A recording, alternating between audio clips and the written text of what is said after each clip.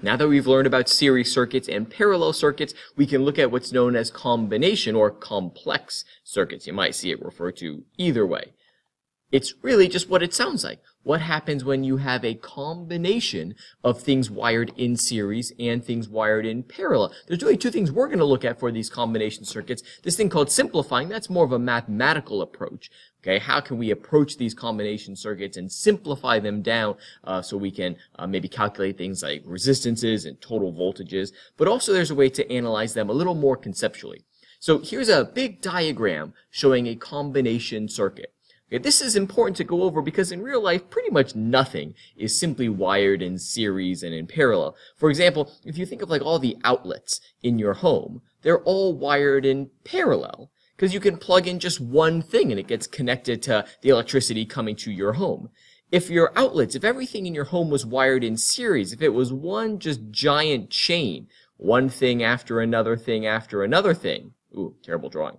You'd pretty much always have to have something plugged in to every single outlet, and it would have to be turned on to let electricity flow through it. If anything broke or if you unplugged anything, that would be like if you had a break in your circuit, if you open it up.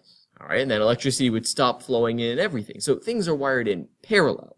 That way you can just have one thing plugged in. If you think of like modern circuitry, which is even way more complicated than this image that you see right here, all right, there are a lot of things that are going to be wired both in series and parallel. If you think of like your smartphone, there are going to be things, components in that smartphone that maybe require the same voltage. So they'll be wired in parallel to one another. All right, maybe, as I mentioned before, something needs a resistor to slow down to reduce that amount of current going to maybe a sensitive component, and so that resistor might be in series. So here we have an image that shows, oh, right here, this R5 and R7. I'm not sure where this numbering came from. I stole this visual. All right, these two things are wired in series because they're one after another. We can ignore these pluses or minuses. Remember, it doesn't really matter which way you're thinking of electrons flowing. If you're imagining them flowing this way, well, they're going to go through this resistor and then this resistor. They're in series. Same thing if they go this way. But notice, this branch right here is in parallel to this branch. The electrons can either go through this branch or they could go through this branch. All right, so these two sides are in parallel. What about this? Oh man, this is in series with this combination because all the electrons, all the charges have to flow through this resistor, and it's in series, of course, with the battery. So we have different things that are sometimes in series, sometimes in parallel. So they can be confusing. So the first thing we're going to look at is how to simplify these types of circuits. This is more of the mathematical approach. Because remember, if I wanted to find something like the total current, well, the total current, I total, requires the total voltage, and the total, or remember, sometimes called the equivalent, the total resistance. Well, the total voltage is the battery, but, oh man, I don't know, the total resistance is weird. We know how to do it for things in series, we know how to do it for things in parallel, but here we have both. So here's how you can approach these if you need to calculate certain things like the total amount of resistance or the total amount of current. Do it step by step. All right, and again, the idea of equivalent is going to play a role. These two resistors are in series, right? We know how to add resistors in series. The total combination is just going to be R1 plus R2 plus R3 plus dot dot dot. So for this one, it's going to be just R5 plus R7. That equals this thing I'm going to call RS. And remember, this is equivalent. I could then redraw my circuit. I have this, I have this, I have this. I still have that R1. I still have this branch, which what they're calling R6. Again, I'm not sure where those numbers came from. But now instead of those two circuits, I have just one. That's RS. These two things are equivalent. So if R5 was 2 ohms, and if R7 was 3 ohms, RS would be 5 ohms. Well, let's see. These two are now in parallel. So if I look at these two resistors, this RS and R6, they're in parallel. I know how to add resistors in parallel. I have to do that reciprocal thing. 1 over RP equals 1 over R6. Plus 1 over that new RS, the one I found right here. And remember, this is an equivalent. So that is just as if I redrew my circuit. Let's go like this. I still have that R1. I haven't dealt with that yet. But instead of these two parallel branches, I just have it like this. I've simplified it. This is my RP. See that? And now what do I have left? I have this R1 and this RP. These two things are in series. I'm going to change colors to blue. Sorry, I'm going to kind of go over this way. Okay, these two things are in series. So RS, I'm going to call this I'm going to call it RS2 because it's my second thing in series.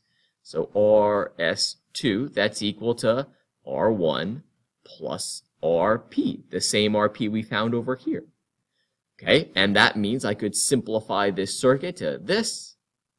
Now I just have a single equivalent resistor of RS2.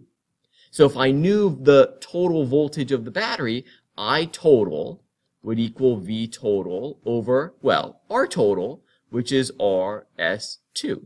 And that would be the current like here. And the current here, the current going through here. Because remember, all the current flows through this spot, all the current flows through this spot.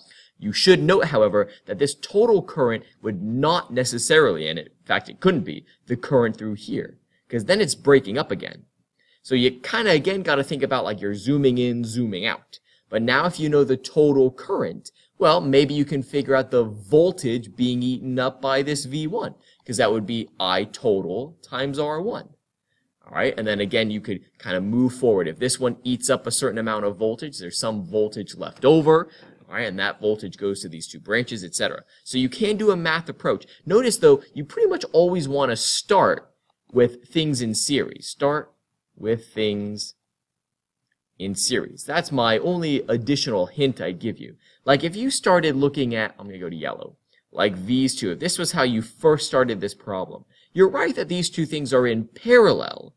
Okay, and you could maybe mathematically come up with an expression, but that's weird because this is also in parallel. And it wouldn't quite be correct to do 1 over this plus 1 over this equals something, and then doing 1 over that plus 1 over this. You might get tripped up. So we'll always start with things in series. So I simplified this section down, and then I just had two individual resistors in parallel, and take it from there. Now, that was the math idea. Sometimes you're going to have a problem, especially in AP Physics 1, where you're not given numbers, but you're still going to be asked to analyze a combination circuit. And these are the three things you need to remember, the three kind of tips to keep in mind. Remember, things in series have the same current. We already talked about how this area right here has the total current.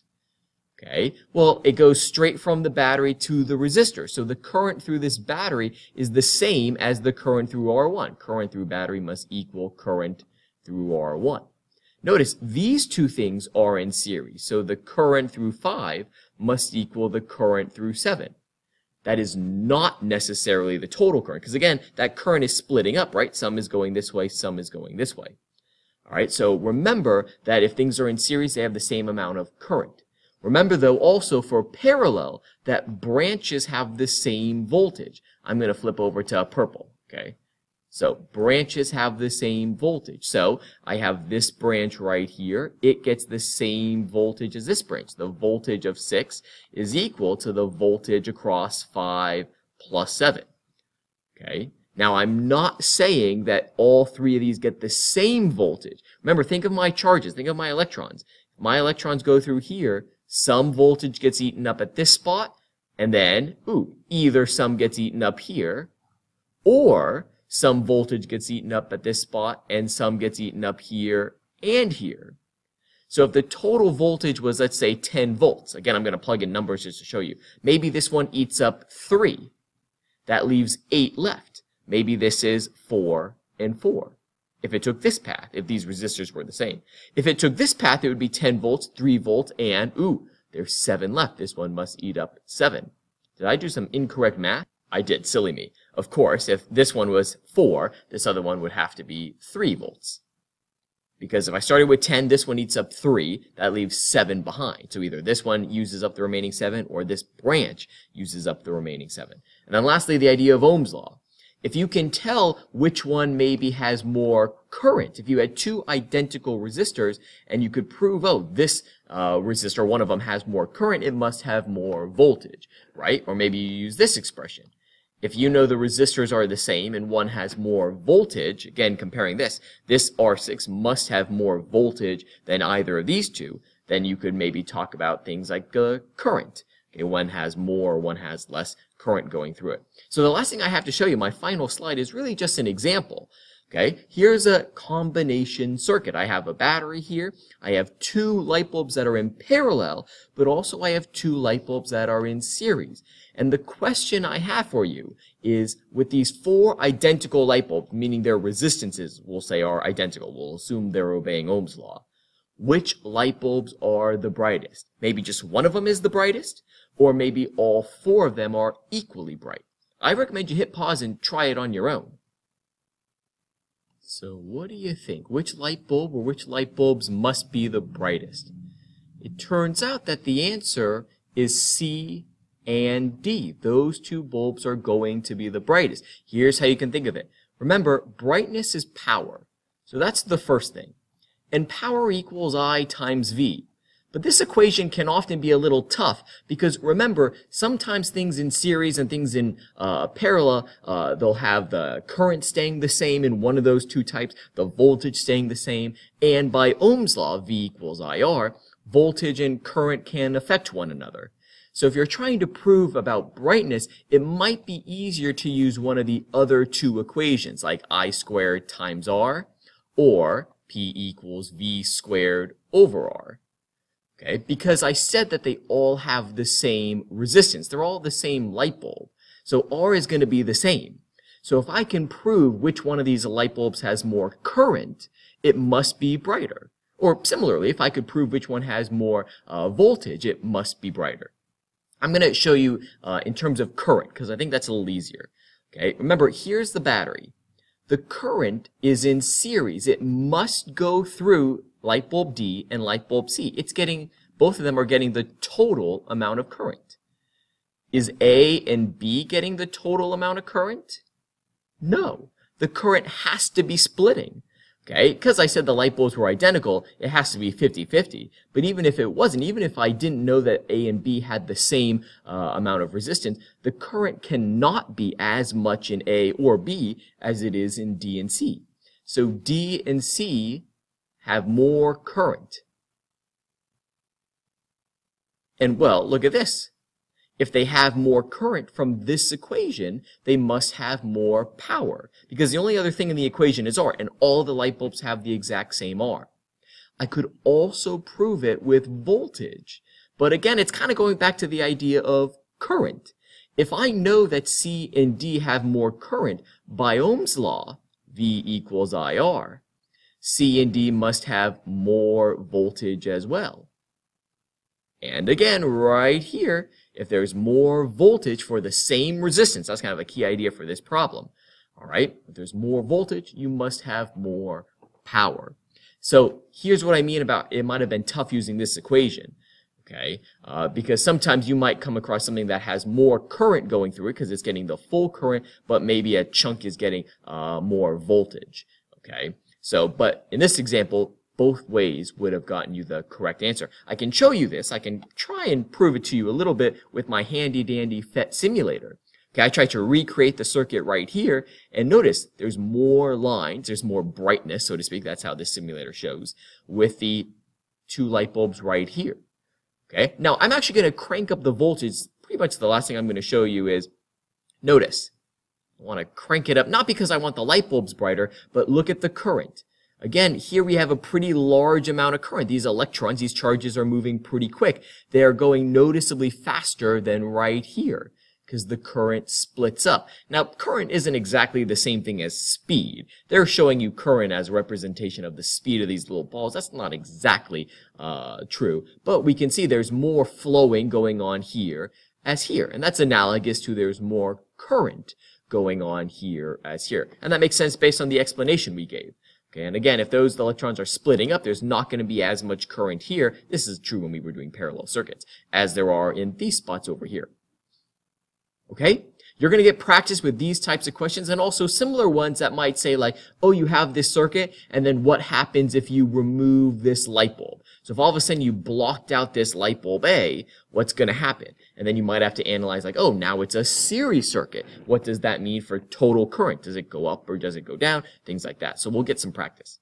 All right, those are combination circuits. Thanks for watching.